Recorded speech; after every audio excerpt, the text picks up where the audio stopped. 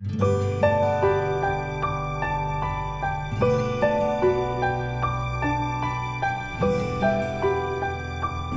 teman-teman, kembali lagi di channel Visario. Untuk beternak ikan cupang, ada hal-hal yang harus kita persiapkan. Yang pertama adalah kita harus punya indukan jantan dan juga kita harus punya indukan betinanya, teman-teman. Untuk usia indukan ini, saran saya sih minimal 5 bulan ya. Karena kalau indukan muda itu biasanya dia belum jago untuk kawin. Kadang suka makan telur, kadang suka makan anaknya, teman-teman. Jadi minimal banget itu usia si pejantan 5 bulan dan betinanya juga 5 bulan. Pilihlah ikan yang sehat ya. Ikan yang sehat adalah ikan yang nggak kuncup, terus dia aktif, bergerak terus.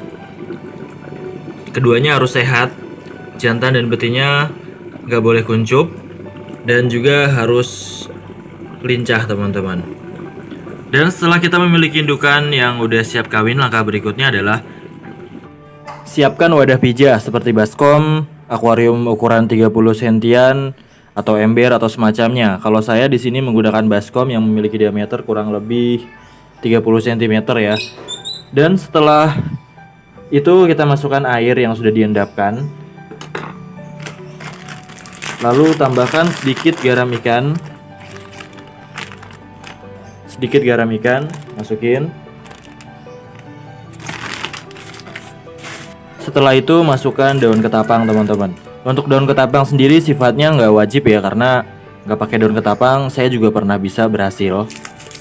Tapi keunggulan menggunakan daun ketapang itu adalah kalau kita ngawinin ikan cupang pakai daun ketapang, itu gelembung yang dibuat si jantan itu lebih maksimal, teman-teman. Langsung masukin aja.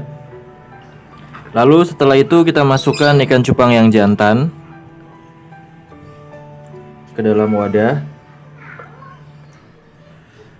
Setelah itu kita masukkan ikan cupang betina ke dalam botol ya, botol bening, lalu ditaruh seperti itu. Proses ini dinamakan proses penjodohan, yang mana proses ini adalah supaya ikan cupang jantan itu nggak terlalu galak sama ikan cupang betinanya, teman-teman. Karena kalau ikan cupang kawin itu biasanya dia bakal dipukulin dulu betinanya. Tapi kalau dilakukan media penjodohan kayak gini sih, insya Allah ya, betinanya itu walaupun rusak tetap, cuma nggak terlalu parah gitu. Kalau nggak dilakukan penjodohan biasanya itu kadang bisa sampai siripnya hancur. Kadang pernah ada juga yang mati, teman-teman. Lalu setelah itu masukkan penguat gelembung. Jadi ikan cupang kalau kawin itu si jantan akan membuat sarang berupa gelembung. Dan supaya sarangnya atau gelembungnya itu nggak buyar, kita harus memerlukan media. Kalau saya pribadi menggunakan plastik bubble wrap yang saya bolongin tengahnya, supaya nggak ada udara nih, teman-teman. Soalnya kalau kita pakai plastik biasa dan nggak dibolongin, ada udara, itu bisa mengakibatkan telur akan naik dan nempel di tempat yang nggak ada airnya atau di sela-sela sini. Makanya ini saya bolongin jadi supaya nggak ada udara. Untuk media ini bebas ya, bisa pakai daun atau bisa pakai styrofoam yang dibolongin kotak gitu. Cuman kalau untuk pemula sih sebaiknya pakai styrofoam yang kotak gitu. Kalau nggak pakai plastik terus dibolongin tengahnya gini, teman-teman. Karena kalau pakai daun itu kadang kalau kita masih baru itu kita belum tahu ya ikannya tuh udah bertelur atau belum gitu. Jadi kalau kita pakai plastik yang dibolongin gini, ketika ikannya udah bertelur tuh kita bisa lihat, teman-teman. Dan langsung aja kita taruh di sini. Langkah berikutnya adalah letakkan wadah pijah ikan cupang di tempat yang sepi, supaya ikan ketika lagi kawin itu dia nggak terganggu, teman-teman. Oh iya, masa penjodohan ini dilakukan kalau saya pribadi 6-24 jam. Tapi saya seringnya sih 24 jam ya. Jadi supaya si jantan itu nyicil untuk buat gelembung dulu. Ketika langsung dituang, betinanya langsung nyamperin gelembung dan kawin, teman-teman. Oh ya, ini saya akan melakukan proses penjodohan 24 jam ya. Besok akan saya gabungin. Dan setelah itu langkah berikutnya adalah kita tutup wadahnya. Ini saya bolong-bolongin juga supaya tetap ada udara masuk ya.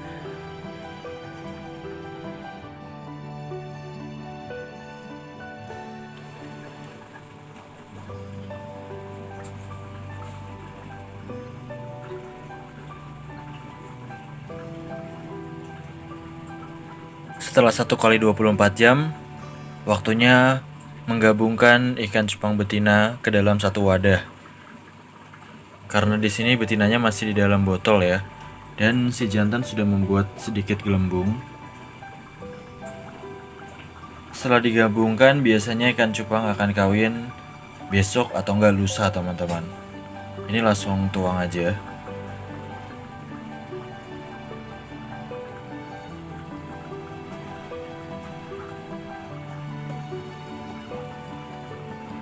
Tutup lagi supaya ikan cupangnya tidak terganggu.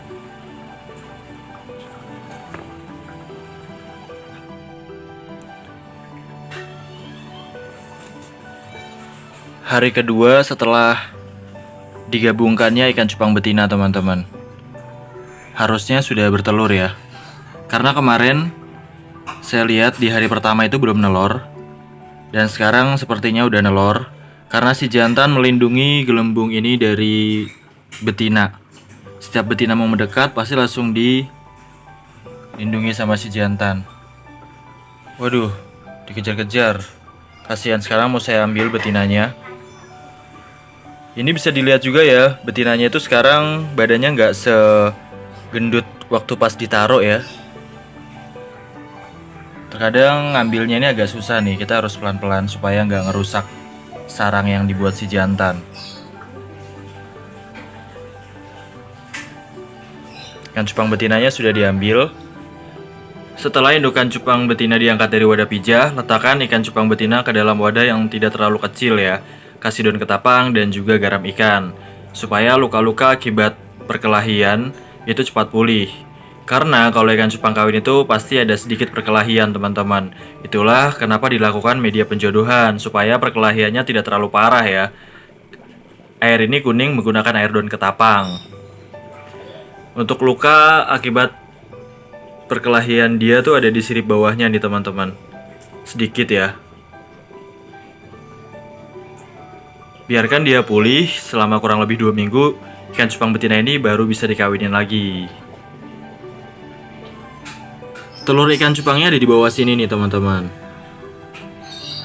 Kenapa saya bilang udah bertelur padahal tidak terlalu kelihatan jelas ya? Bisa dilihat dari postur badan si ikan cupang betinanya. Karena ikan cupang betinanya itu udah nggak segendut waktu kemarin ditaruh. Dan ini gelembungnya yang dibuat si jantan lebat banget ya.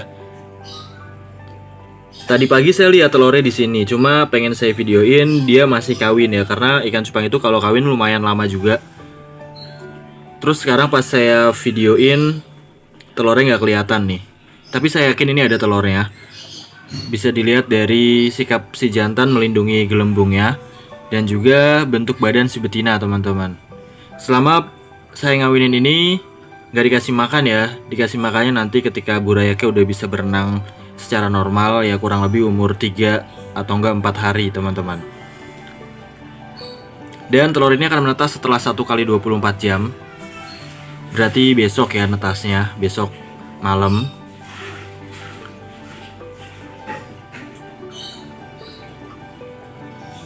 Buat teman-teman yang mungkin belum tahu telur ikan cupang itu seperti apa, saya pernah buat videonya ya.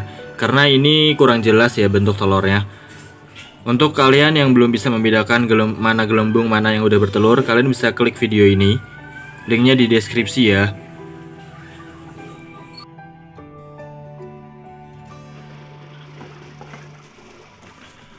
Setelah 1 kali 24 jam, telur ikan cupang menetas. Cuma anakannya masih disembunyikan oleh si pejantan di bawah-bawah gelembung ini. Bisa dikatakan menetas ketika di bentuk telur itu ada hitam-hitam seperti menyerupai mata, teman-teman.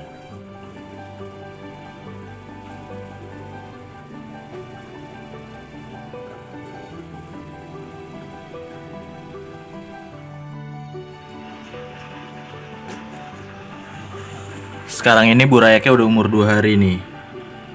Sudah sedikit terlihat. Itu dia. Tapi burayaknya ini belum nyebar ya. Jadi masih sebagian besar di bawah gelembung sini, teman-teman. Yang kelihatan yang di sini nih. Kelihatan beberapa ekor aja.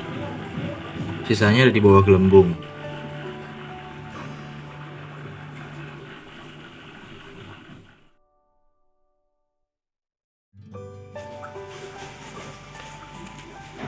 Ini adalah burayak umur 3 hari ya. Dia sudah ada yang mulai bisa berenang dan sudah mulai menyebar ya. Cuma di bawah-bawah gelembung sini tetap masih ada banyak. Karena ini yang udah istilahnya duluan, dia lebih cepat bisa berenang gitu teman-teman. Di bawah gelembung ini kalau kita geser pasti masih ada. Biasanya dia akan semuanya keluar itu ketika umur 4 hari sih. 3-4 hari lah. Cuma kalau semuanya biasanya di hari keempat teman-teman.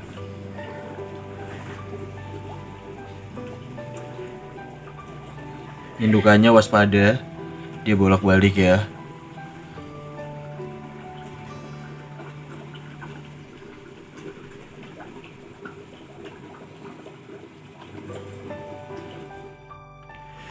Sekarang kita masuk ke hari keempat.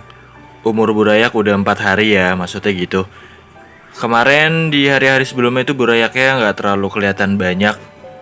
Di hari ketiga hanya kelihatan beberapa aja ya. Harusnya sih sekarang udah burayaknya udah kelihatan banyak dan udah mulai berenang menyebar gitu. Sekarang coba kita lihat ya. Dan itu dia burayaknya teman-teman, alhamdulillah banyak banget ya. Tuh.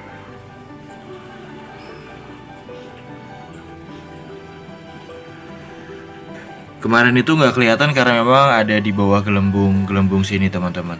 Dan sekarang itu indukannya lagi dikerubungin sama anakannya teman-teman. Dan di sini juga masih banyak lagi tuh. Masih kecil-kecil banget ya, cuma ini udah terlihat sih. Tuh.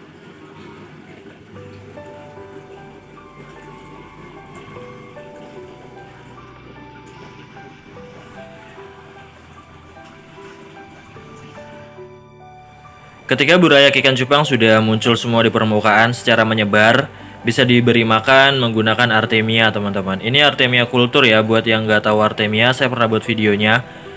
Kalian bisa langsung klik aja di deskripsi. Dan untuk cara kulturnya juga saya ada videonya, nanti saya taruh di deskripsi. Dan untuk mendapatkan Artemia ini gampang banget ya. Jadi Artemia ini tuh awalnya berupa telur dan kita kultur sendiri. Ini Artemia Supreme ya, yang kultur. Ukurannya sangat kecil banget, jadi pas banget untuk mulut burayak. Untuk umur 4 hari sampai 2 minggu saya kasihnya sehari 1 kali ya.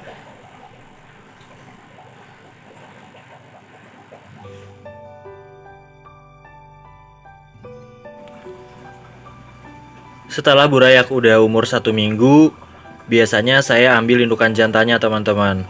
Lalu saya pindahkan ke toples yang diisi daun ketapang sama dikasih sedikit garam ikan supaya ikan cupang jantan ini cepat pulih dan kurang lebih 2 minggu lagi bisa dikawinkan dengan betina yang lain.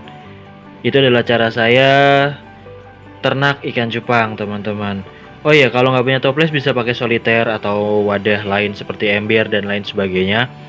Tapi pastikan wadahnya itu jangan terlalu kecil ya, supaya ikan itu sehat dan kita bisa kawinkan lagi sekitar semingguan bisa sih sebenarnya. Cuma kalau untuk hasil yang maksimal, kalau saya biasanya sih 2 mingguan baru dikawinin lagi sama betina yang lain teman-teman.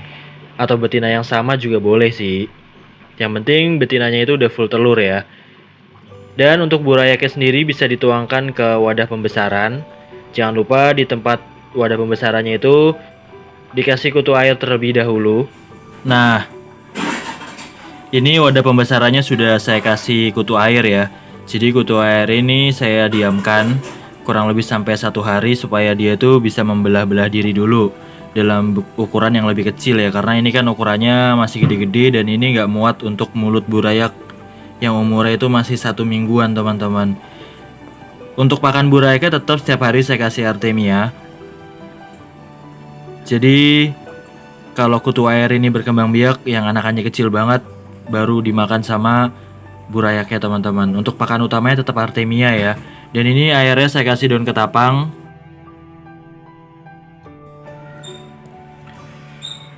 Setelah kita diamkan kutu airnya kurang lebih 1 hari,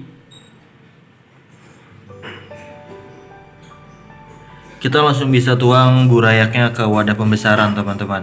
Dan untuk cara nuangnya gampang ya, tinggal dituang aja sih. Yang penting pelan-pelan.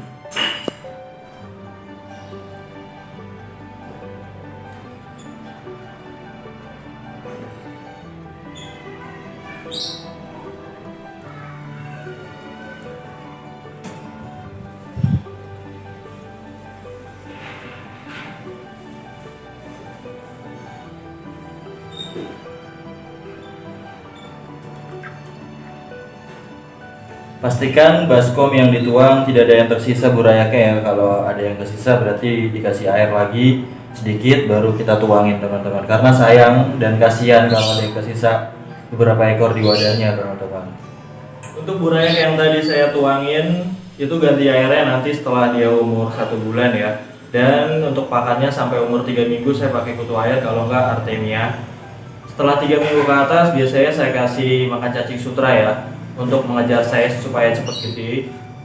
Bisa juga sih diselingin pakai jentik nyamuk, karena kalau keseringan pakai cacing sutra bikin badannya gemuk dan pokoknya postur badannya kurang bagus. Jadi sebaiknya sih jangan terlalu banyak menggunakan cacing sutra di umur 2 bulan ke atas ya. Bisa pakai kutu air atau enggak pakai broodwort, atau enggak bisa pakai pelet juga sih kalau nggak ada pakan hidup teman-teman. Cuma lebih baik sih pakai pakan hidup ya. Dan ikan cupang kalau dirawat dengan benar itu bisa dipanen umur 3 atau enggak 4 bulan. Itu kita bisa jual-jualin teman-teman. Jadi itulah cara saya berternak ikan cupang.